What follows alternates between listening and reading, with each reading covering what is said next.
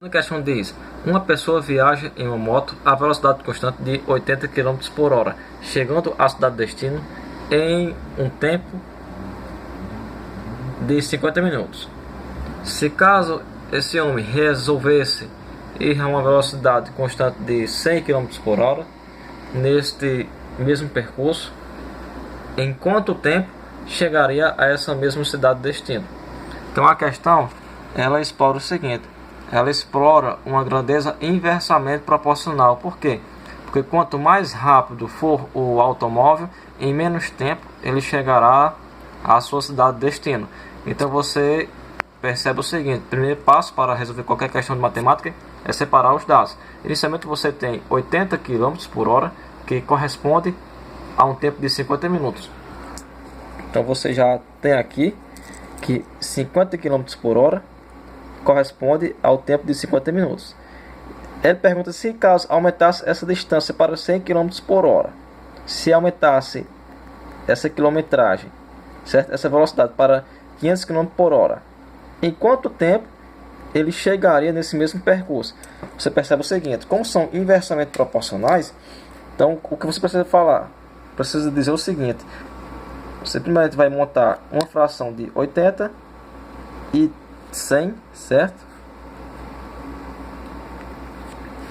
Vai montar a fração de 50 e x, certo? Qual é a diferença de inversamente proporcional para diretamente proporcional? Diretamente proporcional, você, do jeito que está aqui, você espera fazer meio por extremos. No inversamente proporcional, que é o caso dessa questão 2, você, antes de você fazer meio por extremos, você tem que inverter a fração que contém o x.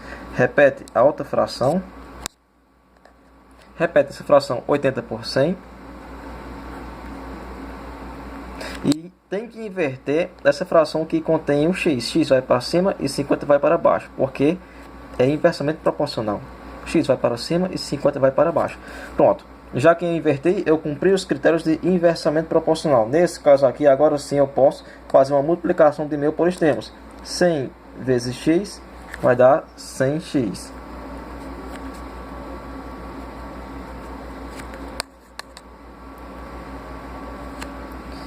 (80 vezes 50) daria 4.000. Mas como é que eu sei um valor de cara? Simplesmente você vai fazer a mesma dica que eu expliquei na questão anterior. Como se faz multiplicações que envolvam zeros finais, né, do maior no melhor modo possível? Repete 100x, pensa o seguinte: o 8 ele é diferente de 0, então grifa esse 8. O 5 é diferente de 0, então grifa um 5. Como é 8 vezes 5? Quanto fica? 8 vezes 5 é 40. Quantos zeros me restou aqui? Me restou esse 0, um 0, me restou 2 zeros. Então esses 2 zeros que me restaram, eu repito aqui nessa expressão. E agora, o que você pode perceber? Nesse caso aqui eu tenho 100x igual a 4.000. Como é que eu encontro o valor de x nessas condições? Vou só repetir aqui, ficar mais fácil, ficar mais prático. 100x igual a 4.000. Como é que eu prossigo? Repete o x, repete o 4.000. O 100 está ao lado de x, o 100 passa a ficar abaixo do 4.000. O 100 passa a ficar abaixo do 4.000. Como é que eu faço aqui agora? Existe uma outra dica bem importante, que é o seguinte: em uma fração que contém números finais no numerador e também no denominador, na divisão eu posso cortar zeros em cima e zeros embaixo, de modo que sejam os últimos zeros. Posso cortar um zero em cima e um zero embaixo e fica o mesmo valor da minha divisão. Eu posso fazer isso novamente, posso cortar um zero novamente aqui e um zero aqui. Fica a mesma coisa na minha divisão. Em cima me restou apenas o 40 e embaixo me restou apenas número 1. 40 dividido por 1 vai dar 40. Como se trata de km por hora, você coloca 40 minutos, certo? Então você pensa o seguinte: vamos colocar aqui a anotação de minutos. 40 minutos.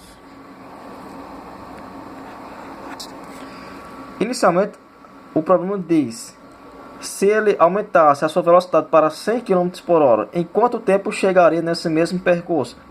Então, de 50 minutos, ele chegaria em quantos minutos? Em 40 minutos, que foi o valor de x da nossa expressão, certo?